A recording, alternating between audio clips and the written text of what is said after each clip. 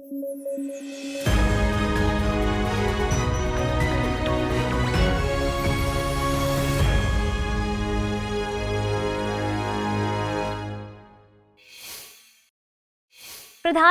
Narendra Modi USA की सफल यात्रा के बाद इजिप्ट की यात्रा पर भी गए थे। इस मौके पर भारतीय प्रधानमंत्री को इजिप्ट के सबसे बड़े सम्मान और ऑर्डर ऑफ द नाइल से सम्मानित किया गया था। इस दौरान दोनों देशों के बीच 4 समझौतों पर हस्ताक्षर हुए हैं और इसमें सबसे प्रमुख एक रणनीतिक साझेदारी पर हस्ताक्षर रहे। ये समझौते कृषि, ग्रीन एनर्जी, प्रतिस्पर्धा कानून और प्राचीन वस्तुओं से संबंधित है। इस दौरान पीएम नरेंद्र मोदी अल हाकिम मस्जिद और ग्रेट पिरामिड ऑफ गीजा भी गए हैं। इसके अलावा प्रधानमंत्री Heliopolis Commonwealth War Grave Cemetery भी गए थे। यहाँ पहले विश्व युद्ध के दौरान जान गंवाने वाले भारतीय सैनिकों को श्रद्धांजलि दी। और गौरतलब है कि इस इजिप्ट के राष्ट्रपति अब्दुल फतेह अल सीसी 2023 के गणतंत्र दिवस में मुख्य अतिथि के तौर पर शामिल हुए थे। वे इजिप्ट के पहले राष्ट्रपति हैं जिन्हें भारत के गणतंत्र दिवस में मुख्य अतिथि के तौर पर आमंत्रित किया गया था। सितंबर 2023 में आयोजित हो रही G20 की बैठक में इजिप्ट को गेस्ट कंट्री के तौर पर आमंत्रित किया गया है। और आपको बता दें कि इजिप्ट एक ट्रांस कॉन्टिनेंटल देश है। ये देश उत्तर में भूमध्य सागर और पूर्व में स्वेज की खाड़ी और लाल सागर से सीमा साझा करता है। ये पश्चिम में लीबिया, उत्तर पूर्व में और इजराइल तो दक्षिण में सूडान से सीमा साझा करता है। टाइटैनिक जहाज का मलबा दिखाने गई सबमरीन टाइटन समुद्र में ही इम्प्लोड हो गई। इसमें बैठे 5 टूरिस्ट की इस दुखदाई हादसे से मौत हो गई है। हमने इस घटना को 21 जून के न्यूज एट 9 में कवर किया था। तब पनडुब्बी लापता थी। अब इस हादसे की खबर के साथ इसकी वजह भी सामने आई है। टाइटन एक सबमर्सिबल सबमरीन थी। ये आम सबमरीन से अलग होती है। इसकी ताकत सीमित होती है और इसे समुद्र में नीचे जाने और ऊपर आने के लिए एक जहाज की जरूरत होती है। इस हादसे की वजह सबमरीन का इम्प्लोड होना बताया जा रहा है। इम्प्लोड का सरल भाषा में मतलब ये होता है पिचक जाना। इम्प्लोजन एक्सप्लोजन का ऑपोजिट होता है। एक्सप्लोजन में बल बाहर की तरफ और इम्प्लोजन में बल अंदर की तरफ लगता है। जब सबमर्सिबल समुद्र में बहुत गहरे में जाते हैं तो अपनी सतह पर पानी के कारण बहुत तेज दबाव का सामना करते हैं। तब सतह पर पानी के चलते लगने वाला दबाव इसके सहने की क्षमता के बियॉन्ड हो जाता है, तो एकदम तेजी के साथ इम्प्लोजन होता है। विशेषज्ञों के मुताबिक अंदर बैठे यात्री किसी भी तरह का दर्द या वे महसूस नहीं कर पाए होंगे कि किसी चीज ने हिट किया है। ये एकदम से होने वाला हादसा था। आइए अब आप सभी के लिए एक जरूरी सूचना। Study IQ IAS Hindi team P2I यानी प्रीलिम्स टू इंटरव्यू बैच लेकर आई है। इसकी शुरुआत 19 जून 2023 से शाम में 6 बजे से की जा चुकी है। इस कोर्स में एडमिशन की लास्ट डेट 30 जून है। इस कोर्स में प्रतिदिन 2.5 से 3 घंटे की नियमित कक्षाओं के अलावा प्रिंटेड नोट्स, PDF, मुख्य परीक्षा हेतु उत्तर लेखन कार्यक्रम सहित बहुत ऐसे उपयोगी फीचर्स शामिल किए गए हैं। इस कोर्स की सबसे बड़ी खासियत ये है कि प्रीलिम्स क्लियर करने वाले स्टूडेंट्स के लिए स्टडी IQ की तरफ से निःशुल्क आवासीय सुविधा उपलब्ध कराई जाएगी और इस दौरान आपकी मेंस की पूरी तैयारी भी कराई जाएगी। साथ ही इंटरव्यू में आपकी कम्युनिकेशन स्किल्स के विकास के साथ डेफ का 1-to-1 एनालिसिस किया जाएगा। इस कोर्स में डिस्काउंट हासिल करने के लिए आपको अमृत लाइव कोड का इस्तेमाल करना होगा। इससे ये कोर्स आपको केवल 29,999 रुपए में हासिल हो सकेगा। कोर्स के संबंध में और अधिक जानकारी के लिए डिस्क्रिप्शन बॉक्स में दिए गए लिंक को क्लिक कर प्राप्त कर सकते हैं। आइए वापस खबरों की ओर चलते हैं। ग्रीस में क्रियाको मित्सोताकिस दूसरे प्रधानमंत्री कार्यकाल के लिए जीत दर्ज की है। ग्रीस की राष्ट्रपति कैटरीना साकेलारोपोउलोऊ उन्हें मैंडेट सौंपेंगी। इसके बाद प्रधानमंत्री क्रियाको मित्सोताकिस अपनी सरकार गठित करेंगे। गौरतलब है कि कैटरीना साकेलारोपोउलोऊ को ग्रीस की पहली महिला राष्ट्रपति का दर्जा हासिल है।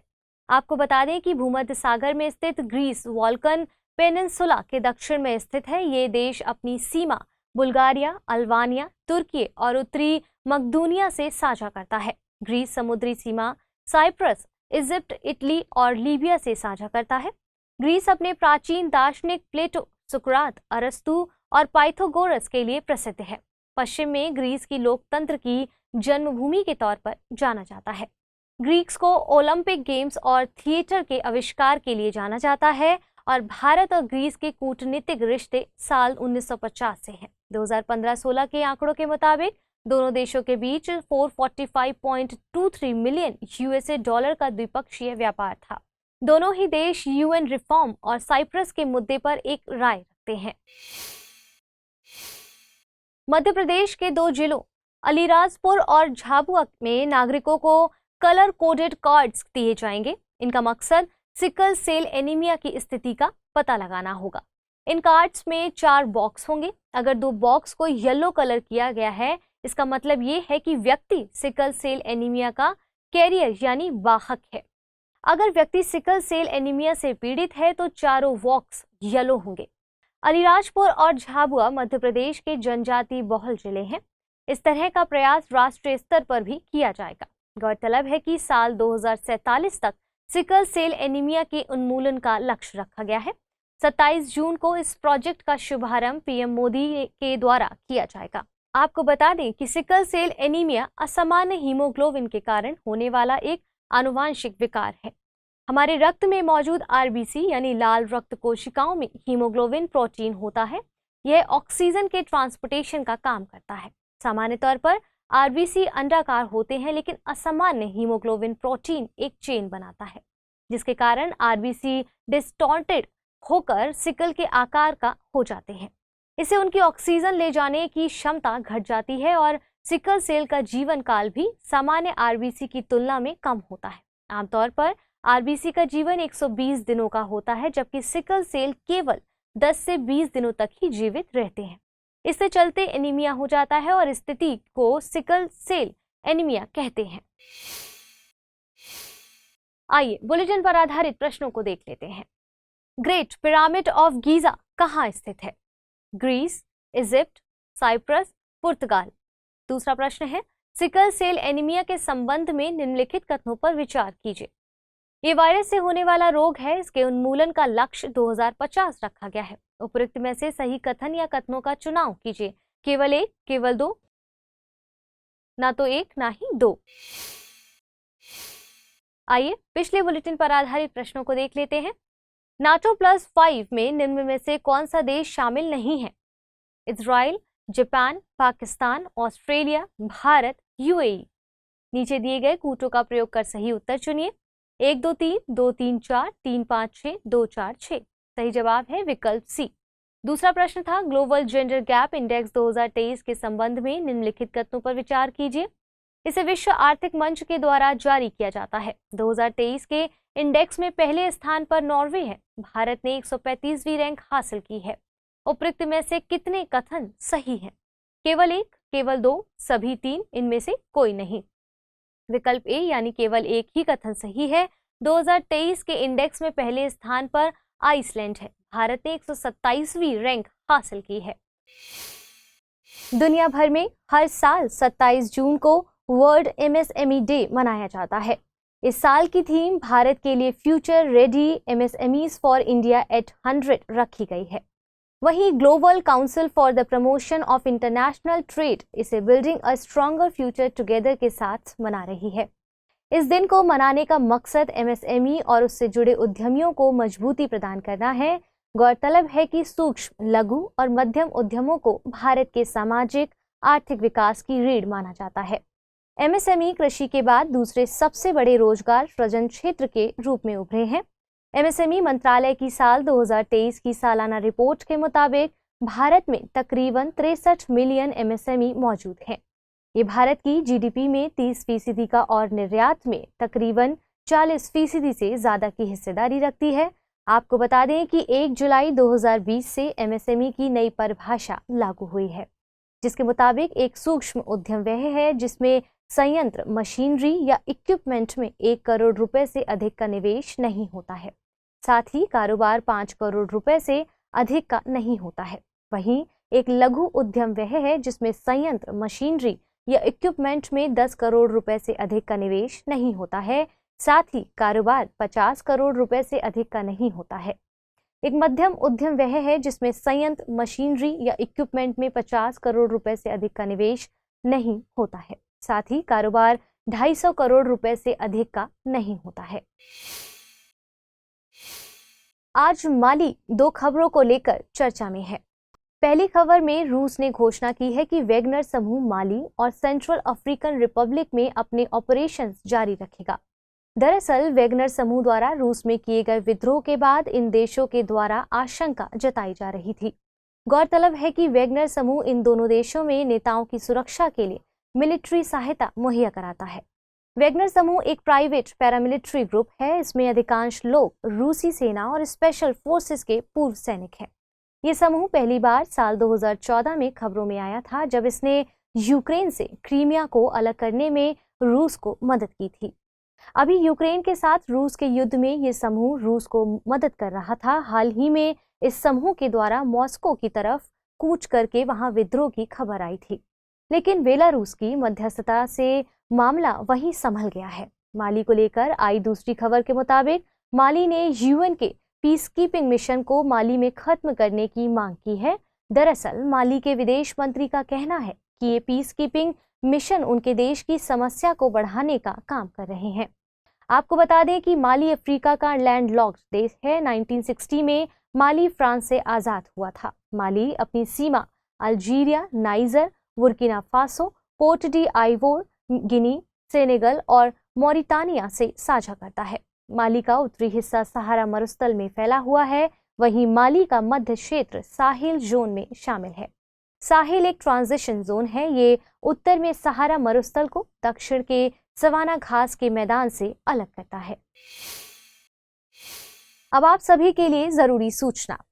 Study IQ IAS Hindi team P2I यानी प्रीलिम्स टू इंटरव्यू बैच लेकर आई है। इसकी शुरुआत 19 जून 2023 से शाम को 6 बजे से की जा चुकी है। इस कोर्स में एडमिशन की लास्ट डेट 30 जून है। इस कोर्स में प्रतिदिन 2.5 से 3 घंटे की नियमित कक्षाओं के अलावा प्रिंटेड नोट्स, PDF, मुख्य परीक्षा हेतु उत्तर लेखन कार्यक्रम जैसे बहुत से उपयोगी फीचर्स इसमें शामिल किए गए हैं। इस कोर्स की सबसे बड़ी खासियत ये है कि प्रीलिम्स क्लियर करने वाले स्टूडेंट्स के लिए स्टडी IQ की तरफ से निःशुल्क आवासीय सुविधा उपलब्ध कराई जाएगी। इस दौरान आपको मेंस की पूरी तैयारी भी कराई जाएगी। साथ ही इंटरव्यू में आपकी कम्युनिकेशन स्किल्स के विकास के साथ डेफ का 1-to-1 एनालिसिस किया जाएगा। इस कोर्स में डिस्काउंट हासिल करने के लिए आपको अमृत लाइव कोड का इस्तेमाल करना होगा। इससे ये कोर्स आपको केवल 29,999 रुपए में हासिल हो सकेगा। कोर्स के संबंध में और अधिक जानकारी के लिए डिस्क्रिप्शन बॉक्स में दिए गए लिंक को क्लिक कर सकते हैं। आइए वापस खबरों की ओर चलते हैं। दुनिया में इन दिनों ग्रीडफ्लेशन को लेकर चर्चा है। ग्रीडफ्लेशन 2 शब्दों से मिलकर बना है। ग्रीड यानी लालच और इन्फ्लेशन यानी महंगाई। ये कॉर्पोरेट कंपनीज के लालच की वजह से होने वाली महंगाई है। इसमें कॉर्पोरेट्स कंपनीज पहले से ही चल रही महंगाई का फायदा उठाने के लिए उत्पादों की कीमत बढ़ा देती हैं, भले ही उत्पादन की लागत में उस स्तर का इजाफा ना हुआ हो। चूंकि महंगाई की स्थिति पहले से ही होती है, इसीलिए ग्राहक कंपनीज की ये चालाकी समझ भी नहीं पाते हैं। और गौरतलब है कि वस्तुओं और सेवाओं की कीमतों में वृद्धि को महंगाई कहा जाता है।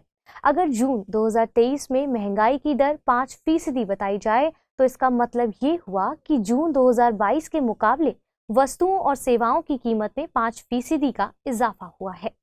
USA और यूरोप के विकसित देशों में लगातार बनी हुई महंगाई के पीछे मुख्य वजह ग्रीडफ्लेशन को बताया जा रहा है। मेघालय में मवेशियों में LSD यानी लंपी स्किन डिजीज फैलने की खबर आ रही है। तकरीबन 8,000 गाय इस बीमारी से प्रभावित हैं। साथ ही 100 के करीब गायों की मौत हो गई है। इस बीमारी में मवेशियों के शरीर पर लंप हो जाते हैं, जो कि बड़े घाव में तब्दील होकर उनके स्वास्थ्य को प्रभावित करते हैं। इस बीमारी का फैलाव मक्खी, मच्छर और खून चूसने वाले कीटों के मवेशियों के डायरेक्ट संपर्क में आने से होता है। इस संक्रामक बीमारी के लिए पॉक्स विराडे वायरस जिम्मेदार है। Lumpy skin disease virus sheep pox virus और गोट पॉक्स वायरस मिलकर कैप्री पॉक्स वायरस जीनस बनाते हैं, जो कि पॉक्सीविराडे फैमिली का हिस्सा है। ये संक्रमण उच्च तापमान और उच्च आर्द्रता वाले क्षेत्रों से संबंधित है। इसके अलावा संक्रमित खाना और पानी से भी मवेशियां इस रोग से प्रभावित हो सकती हैं। इसके चलते मवेशियों में बुखार, दुग्ध उत्पादन में कमी और खाने में कठिनाई होती है, जिससे स्वास्थ्य पर खराब प्रभाव के चलते मवेशियों की मौत हो जाती है। इस बीमारी को रोकने के लिए वैक्सीनेशन ही सबसे प्रभावी तरीका है। अगस्त 2022 में केंद्रीय कृषि एवं किसान कल्याण मंत्रालय ने इसके लिए एक स्वदेशी वैक्सीन लॉन्च की थी, जिसे लंपी प्रोवैक नाम दिया गया है। इस वैक्सीन को Indian council of agriculture research की 2 संस्थाओं के द्वारा तैयार किया गया है। इनमें हरियाणा के हिसार में स्थित राष्ट्रीय अश्व अनुसंधान केंद्र और इज्जत नगर यानी बरेली में स्थित भारतीय पशु चिकित्सा अनुसंधान शामिल है। ये वैक्सीन LSD से पशुओं का बचाव करेगी। आइए बुलेटिन पर आधारित प्रश्नों को देख लेते हैं। साहिल जोन संबंधित है अफ्रीका, मध्य एशिया, यूरोप, ऑस्ट्रेलिया। दूसरा प्रश्न है लंपी स्किन डिजीज के संबंध में निम्नलिखित कथनों पर विचार कीजिए। ये मवेशियों में होने वाला रोग है, ये वायरस से होने वाला रोग है। भारत में अभी तक इसके लिए कोई वैक्सीन नहीं बनी है। उपयुक्त में से सही कथन या कथनों का चुनाव कीजिए। केवल 1, केवल 2, सभी 3, इनमें से कोई नहीं। आइए अब पिछले बुलेटिन पर आधारित प्रश्नों को देख लेते हैं। ग्रेट पिरामिड ऑफ गीजा कहाँ स्थित है? ग्रीस, इजिप्ट, साइप्रस, पुर्तगाल। सही जवाब है विकल्प बी यानी इजिप्ट। दूसरा प्रश्न था सिकल सेल एनीमिया के संबंध में निम्नलिखित कथनों पर विचार कीजिए। ये वायरस से होने वाला रोग है, इसके उन्मूलन का लक्ष्य 2050 रखा गया है। उपयुक्त में से सही कथन या कथनों का चुनाव कीजिए। केवल 1, केवल 2, 1 और 2 दोनों, ना तो 1 ना ही 2। सही जवाब है विकल्प डी। दोनों कथन गलत हैं। ये एक ब्लड डिसऑर्डर है, इसके उन्मूलन का लक्ष्य 2047 रखा गया है। हिंदी में यूपीएससी की तैयारी से संबंधित प्रोग्राम्स को देखने के लिए सब्सक्राइब करें study IQ IAS Hindi. Uttar Pradesh के 7 उत्पादों को GI टैग से नवाजा गया है। इन उत्पादों में अमरोहा ढोलक, महोवा गौरा, पत्थर हस्तशिल्प, मैनपुरी तारकशी, Sambhal horn craft, Baghpat home furnishing, Barabanki handloom product, Kalpi handmade paper शामिल है। अमरोहा ढोलक प्राकृतिक लकड़ी से बनी एक म्यूजिकल इंस्ट्रूमेंट है। इसके लिए आमतौर पर आम, सागौन और कटहल की लकड़ी का यूज किया जाता है। इसे बनाने में एनिमल स्किन का भी प्रयोग होता है। महोवा गौरा पत्थर हस्तशिल्प एक स्टोन क्राफ्ट है। इसका वैज्ञानिक नाम पायरोफ्लाइट स्टोन है। इस पत्थर को काटकर कई क्राफ्ट आइटम्स बनाए जाते हैं। संभल हॉर्न क्राफ्ट में मरे हुए जानवरों से रॉ मटेरियल तैयार किया जाता है। WIPO यानी वर्ल्ड इंटेलेक्चुअल प्रॉपर्टी ऑर्गेनाइजेशंस के मुताबिक जियोग्राफिकल इंडिकेशंस टैग एक प्रकार का लेबल होता है जिसमें किसी प्रोडक्ट को विशेष भौगोलिक पहचान दी जाती है और ऐसा प्रोडक्ट जिसकी विशेषता मुख्य रूप से प्रकृति और मानवीय कारकों पर निर्भर करती है। GI टैग अप्लाई करने वालों को यह बताना होता है कि उन्हें टैग क्यों दिया जाए। साथ ही प्रोडक्ट की यूनिकनेस के बारे में, उनके ऐतिहासिक विरासत के बारे में भी प्रूफ भी देना होता है। भारत में वाणिज्य मंत्रालय के तहत आने वाले department of industry promotion and internal trade की तरफ से GI टैग दिया जाता है। GI टैग के लिए geographical indications of goods registration and protection act 1999 काम करता है। अमेरिकी वैज्ञानिक जॉन V. गुडियनफ का निधन हो गया है। उन्हें लिथियम आयन बैटरी के आविष्कार में योगदान के लिए जाना जाता था। साल 2019 में उन्हें रसायन के नोबेल पुरस्कार से नवाजा गया था। उन्हें यह पुरस्कार 2 अन्य वैज्ञानिक M. स्टेनले विटकम और अकीरा योशिनो के साथ दिया गया था। इन तीनों ही वैज्ञानिकों ने अलग अलग वक्त में लिथियम आयन बैटरी को वर्तमान स्वरूप में लाने में योगदान दिया था। इन रिचार्जेबल्स बैटरी ने वायरलेस इलेक्ट्रॉनिक को दुनिया में क्रांति ला दी थी।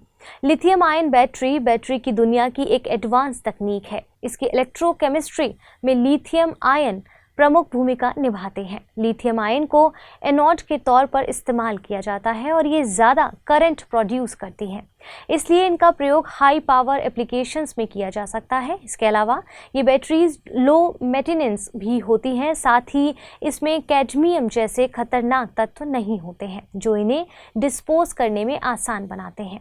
लिथियम एक नॉन फेरस धातु है। दुनिया को अपने लैपटॉप, फोन और इलेक्ट्रिक व्हीकल्स के लिए लिथियम बैटरी की ज़रूरत है।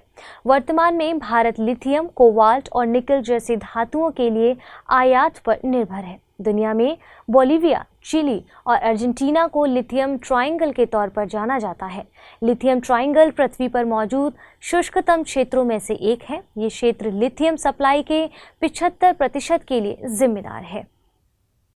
अब आप सभी के लिए जरूरी सूचना, study IQIS Hindi team P2I यानी प्रीलिम टू इंटरव्यू बैच लेकर आई है।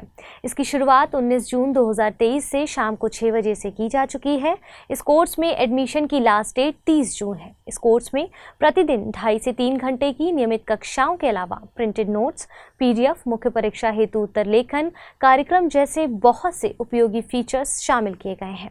इस कोर्स की सबसे बड़ी खासियत ये है कि प्रीलिम्स क्लियर करने वाले स्टूडेंट्स के लिए स्टडी IQ की तरफ से निःशुल्क आवासीय सुविधा उपलब्ध कराई जाएगी।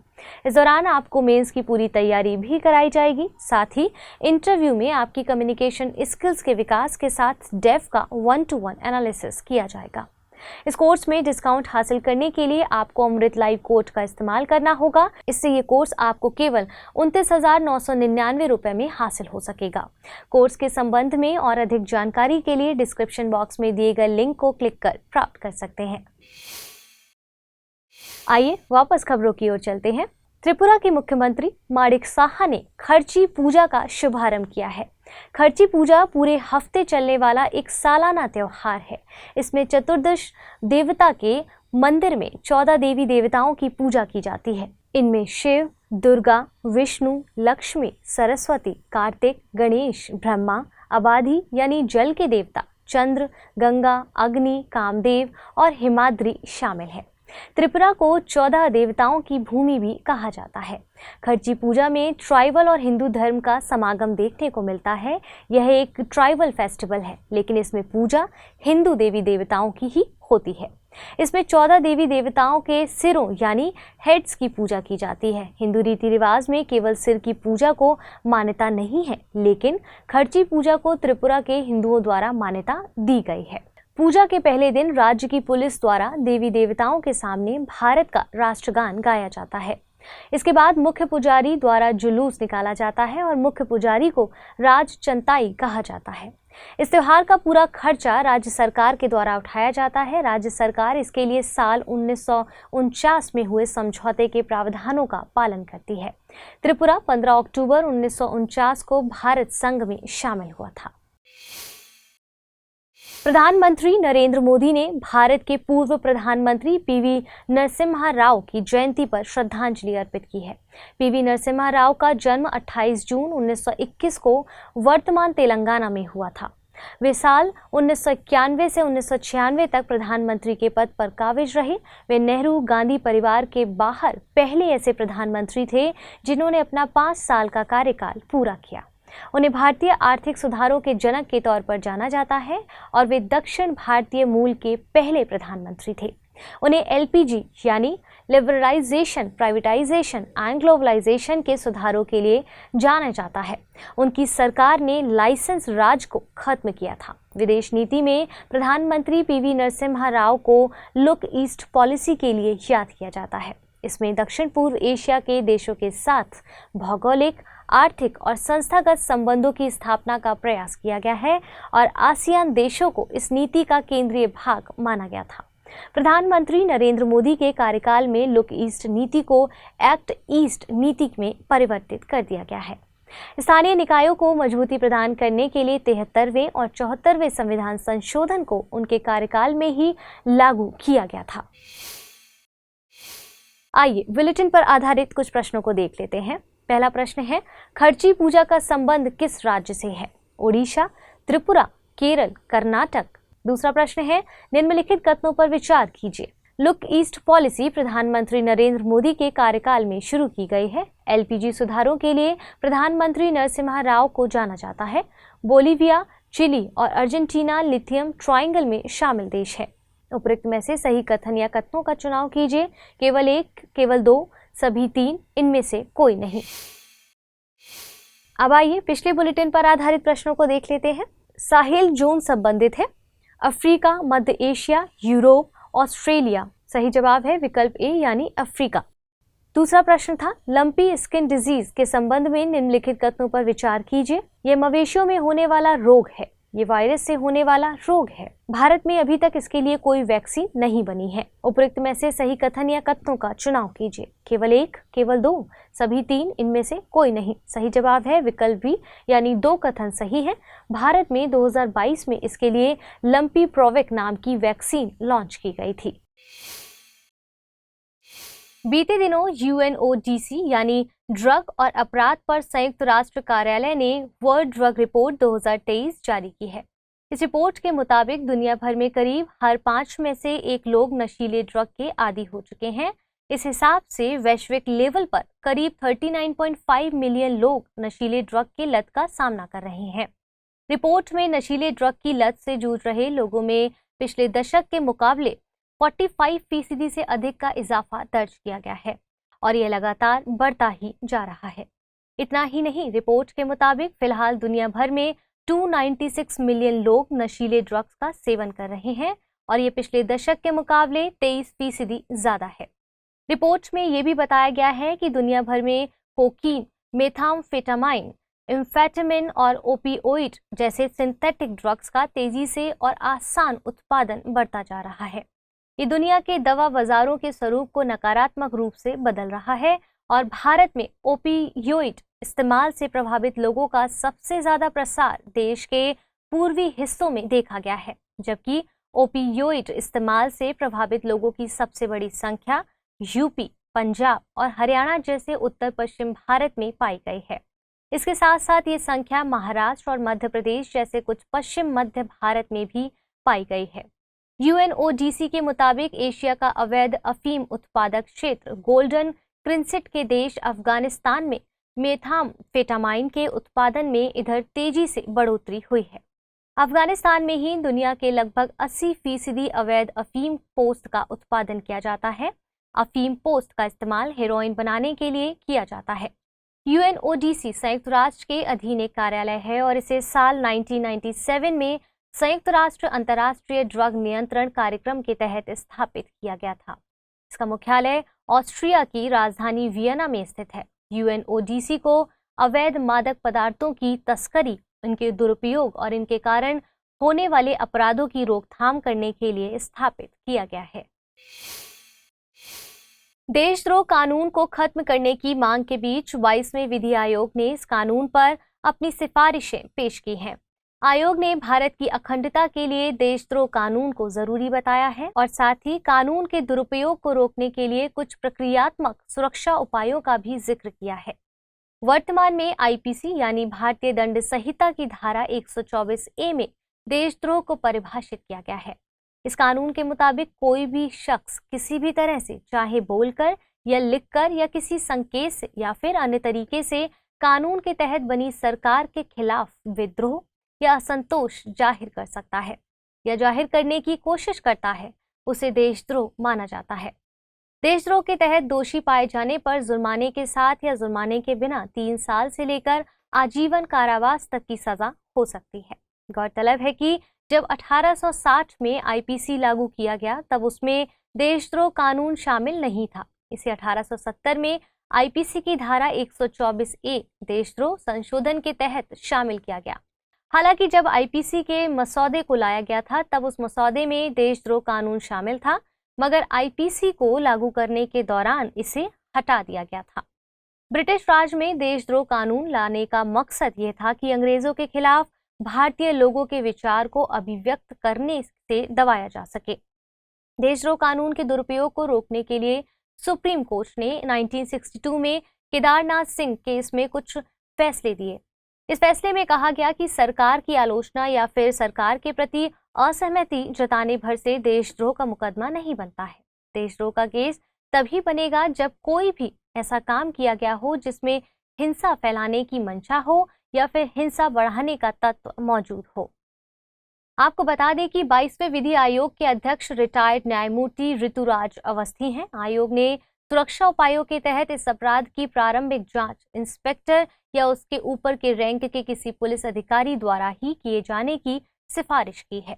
इसके अलावा आयोग ने अपराध की गंभीरता के अनुसार सजा की अधिकतम अवधि को कम करने की भी सिफारिश की है।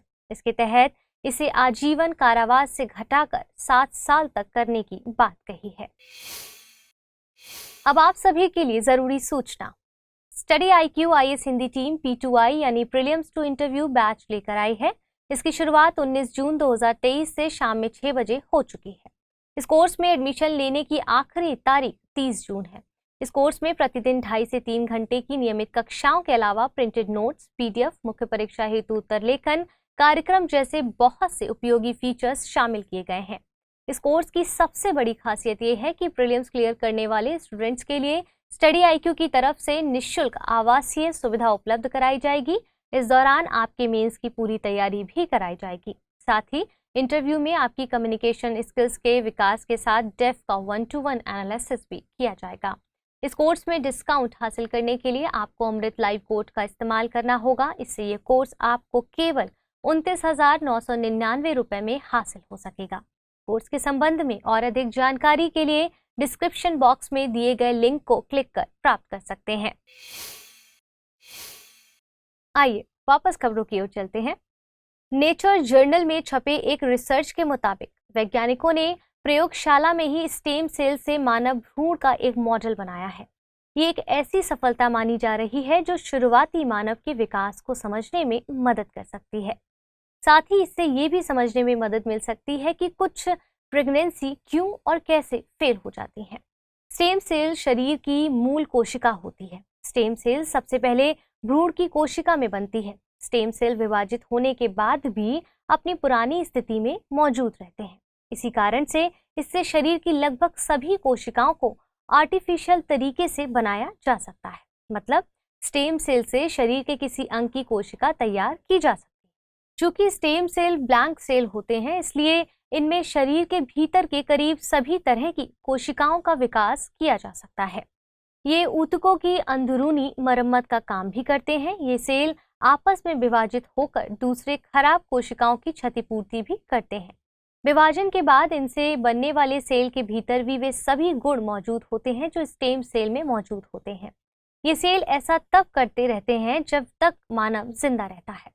आमतौर पर स्टेम सेल को 4 प्रमुख प्रकारों जैसे टोटीपोटेंट, मल्टीपोटेंट, प्लूरीपोटेंट और यूनिपोटेंट में बांटा गया है। वर्तमान में स्टेम सेल दुनिया भर में मेडिकल रिसर्च का एक अहम घटक है। जानकारों का दावा है कि स्टेम सेल्स कई बड़ी बीमारियों का समाधान भी कर सकती है। वहीं कोशिका हमारे शरीर का सबसे अहम खंड है। ये शरीर की सबसे छोटी संरचनात्मक व कार्यात्मक इकाई है। हमारे शरीर में अलग अलग प्रकार की खास कोशिकाएं होती हैं जो अलग अलग काम करती हैं। एक अनुमान के मुताबिक मानव शरीर में करीब 100 ट्रिलियन कोशिकाएं मौजूद हैं जो यकृत, त्वचा और मांसपेशी जैसे 200 से ज्यादा प्रकारों में बटी हुई हैं। संयुक्त राष्ट्र महासचिव एंटोनियो गुटेरेस ने बच्चों पर सशस्त्र संघर्ष के प्रभाव पर अपनी सालाना रिपोर्ट से भारत को बाहर कर दिया है। रिपोर्ट से भारत को हटाने के लिए गुटेरेस ने केंद्र सरकार द्वारा बच्चों के प्रति किए गए सुरक्षा उपायों का हवाला दिया है। अपनी इस ताजा रिपोर्ट में गुटेरेस ने यह भी कहा है कि भारत ने विशेष प्रतिनिधि के सुझाव पर कई कदम उठाए हैं। इन कदमों में सुरक्षा बलों को बच्चों की सुरक्षा के लिए ट्रेनिंग देना, बच्चों पर घातक या गैर घातक हथियार के इस्तेमाल पर रोक लगाना और पैलेट गन के इस्तेमाल को बैन करना शामिल है। एंटोनियो गुटेरेस ने पिछले साल की रिपोर्ट में अपने विशेष प्रतिनिधि के साथ भारत सरकार की भागीदारी की सराहना की थी और कहा था कि इससे चिंता की स्थिति वाले देश के रूप में भारत को हटाया जा सकता है। 2010 से ही बच्चों और सशस्त्र संघर्ष पर महासचिव की रिपोर्ट में सशस्त्र समूहों द्वारा बच्चों की भर्ती और इस्तेमाल के लिए भारत का जिक्र किया जाता था। भारत के अलावा इसमें बुर्किना फासो, कैमरून, चाड लेक बेसिन, नाइजीरिया, पाकिस्तान और फिलीपींस सहित अन्य देशों का भी जिक्र होता है। भारत का जिक्र जम्मू और कश्मीर में भारतीय सुरक्षा बलों द्वारा सशस्त्र समूहों के साथ संघर्ष में बच्चों को हिरासत में लेने के लिए किया जाता था। साथ ही राष्ट्रीय सुरक्षा के आधार पर देश में बच्चों को हिरासत में लेने के लिए भी किया जाता था। आइए बुलेटिन पर आधारित प्रश्नों को देख लेते हैं। निम्नलिखित कथनों पर विचार कीजिए। वर्ल्ड ड्रग रिपोर्ट 2023 के मुताबिक दुनिया भर में करीब हर 5 में से 1 लोग नशीले ड्रग के आदी हो चुके हैं। 2010 से आज तक बच्चों और सशस्त्र संघर्ष पर महासचिव की रिपोर्ट में सशस्त्र समूहों द्वारा बच्चों की भर्ती और इस्तेमाल के लिए भारत का जिक्र किया जाता है। वर्ल्ड ड्रग रिपोर्ट 2023 के मुताबिक दक्षिण पूर्व एशिया में दुनिया के लगभग 80% अवैध अफीम का उत्पादन किया जाता है। उपरोक्त में से कितने कथन सही हैं? केवल 1, केवल 2, सभी 3, कोई नहीं। दूसरा प्रश्न है, देशद्रोह कानून के संबंध में निम्नलिखित कथनों पर विचार कीजिए। जब 1860 में आईपीसी लागू किया गया तभी से देशद्रोह कानून शामिल है। ब्रिटिश राज में देशद्रोह कानून लाने का उद्देश्य अंग्रेजों के खिलाफ भारतीयों के विचार को दबाना था। देशद्रोह के तहत दोषी पाए जाने पर जुर्माने के साथ या जुर्माने के बिना 3 साल से लेकर 7 साल तक की सजा का प्रावधान है। उपरोक्त में से कितने कथन सही हैं? केवल 1, केवल 2, सभी 3, कोई नहीं। आइए पिछले बुलेटिन पर आधारित प्रश्नों को अब देख लेते हैं। खर्ची पूजा का संबंध किस राज्य से है? ओडिशा, त्रिपुरा, केरल, कर्नाटक। सही जवाब है विकल्प बी यानी त्रिपुरा। दूसरा प्रश्न था, निम्नलिखित कथनों पर विचार कीजिए। लुक ईस्ट पॉलिसी प्रधानमंत्री नरेंद्र मोदी के कार्यकाल में शुरू की गई थी। एलपीजी सुधारों के लिए प्रधानमंत्री नरसिम्हा राव को जाना जाता है। वहीं बोलिविया, चिली और अर्जेंटीना लिथियम ट्रायंगल में शामिल देश है। उपरोक्त में से कितने कथन सही है? केवल 1, केवल 2, सभी 3, कोई नहीं। सही जवाब है विकल्प बी यानी केवल 2 कथन ही सही है। लुक ईस्ट पॉलिसी प्रधानमंत्री नरसिम्हा राव के कार्यकाल में शुरू की गई थी, न कि नरेंद्र मोदी के कार्यकाल में। इसके अलावा शेष सभी कथन सही हैं। हिंदी में यूपीएससी की तैयारी से संबंधित प्रोग्राम्स को देखने के लिए सब्सक्राइब करें स्टडी IQIAS हिंदी।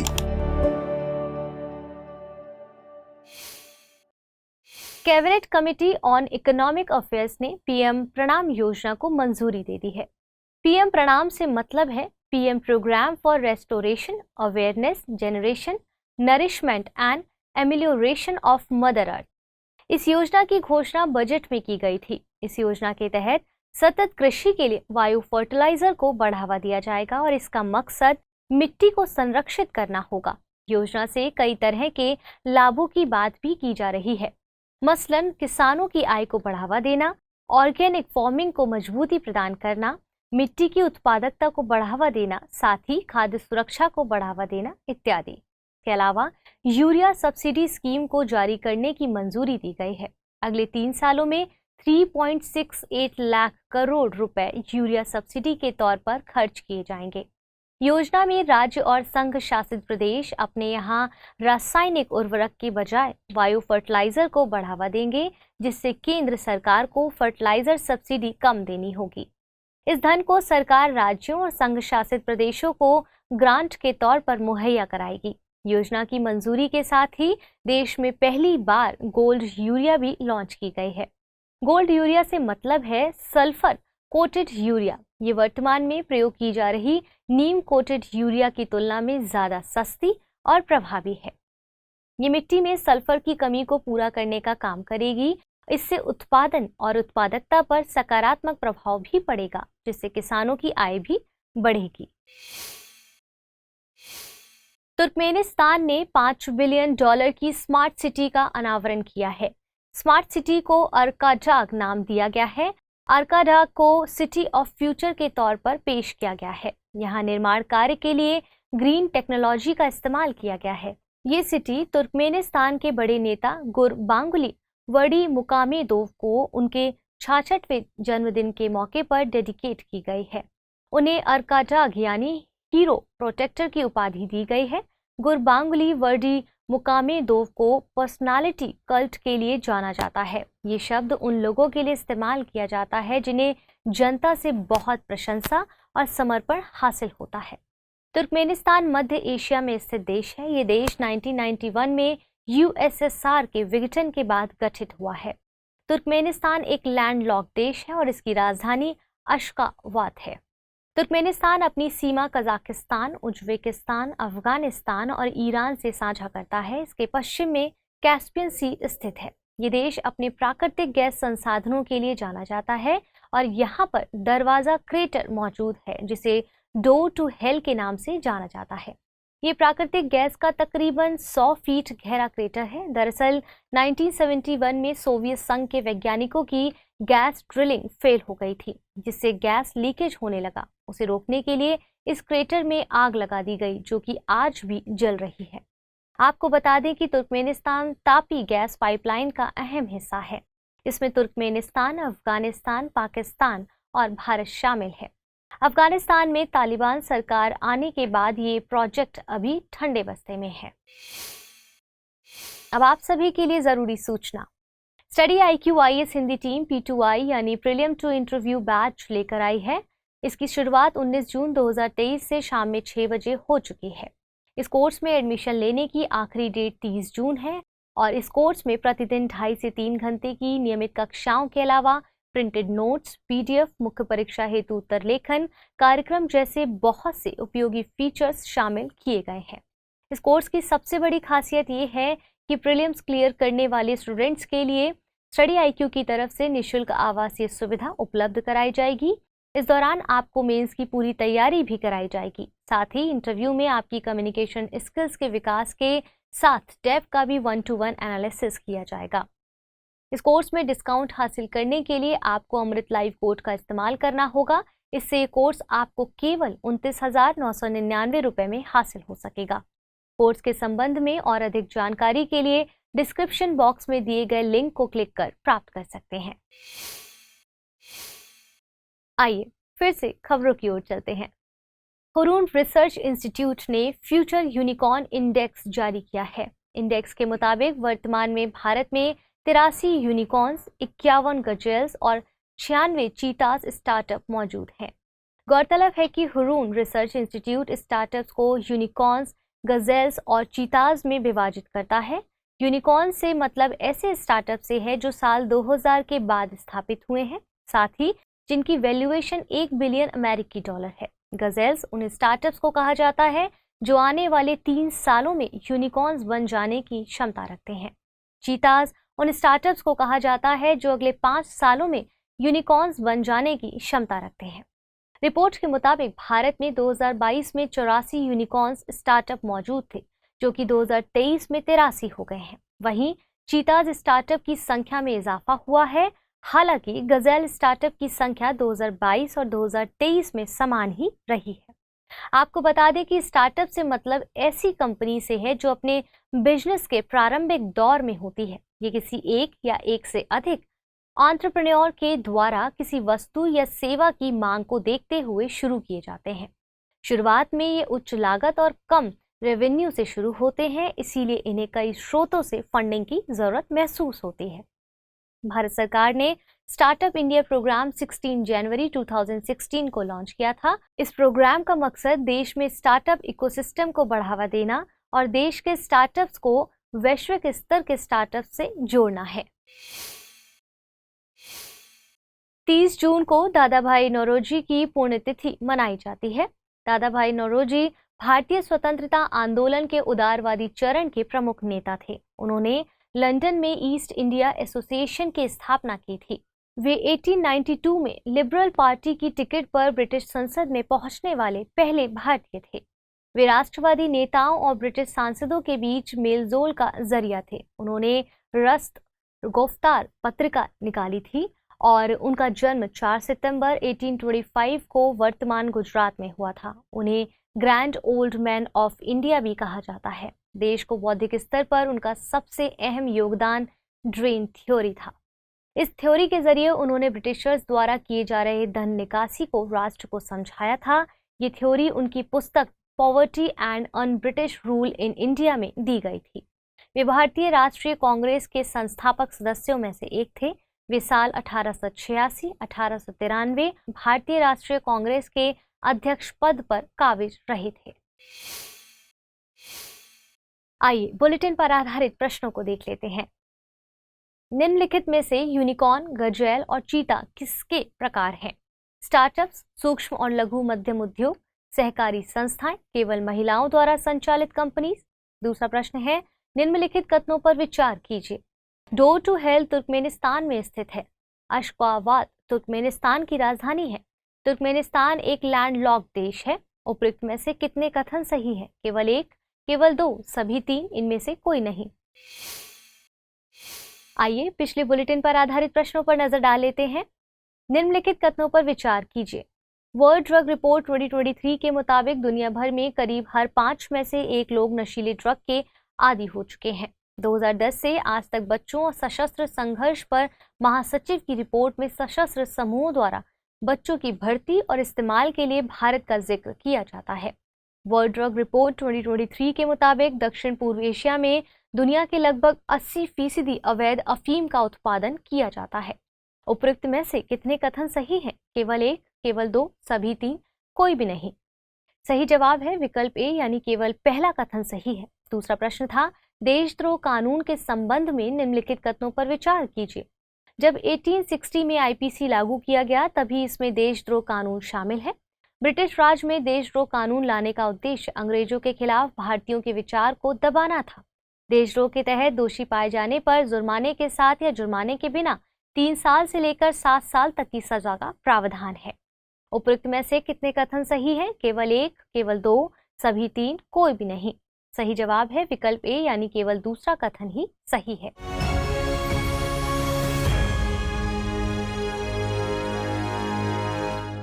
हिंदी में यूपीएससी की तैयारी से संबंधित प्रोग्राम्स को देखने के लिए सब्सक्राइब करें स्टडी IQ IAS हिंदी।